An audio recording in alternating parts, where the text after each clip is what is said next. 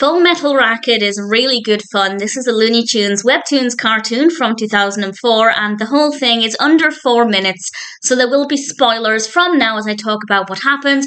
I won't go into a tremendous amount of detail, but I will probably spoil a few things. And I thought this was really good fun. I loved the beginning, I loved the middle, I adored the end. Sylvester, Tweety, and Hector have been sent to this boot camp where they're being forced to get along. They're learning how to get along, in theory.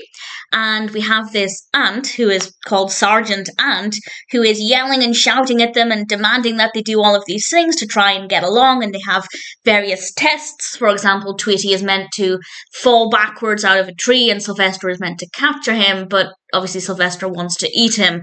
So things don't necessarily go according to the ant's plans. And it's really good fun. I feel like this one could have been a full-length cartoon. I'm not necessarily saying it needed to be or that I felt like it was too short, but it's a really interesting concept and it could have been double the length if they wanted to.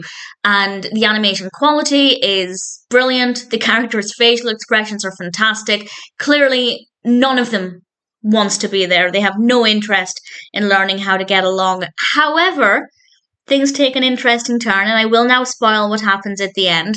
At the end, they do actually engage in some, and this is because they work together to get rid of Sergeant Ant. When they have a common ground, they're able to work together, and that's a pretty great. And I really liked it. I thought it was a really fun story, very well executed, really beautiful animation. And I'm a big fan of Sylvester and Tweety. Hector, not so much. It's not a character that appears that frequently in cartoons, but I don't mind the character at all.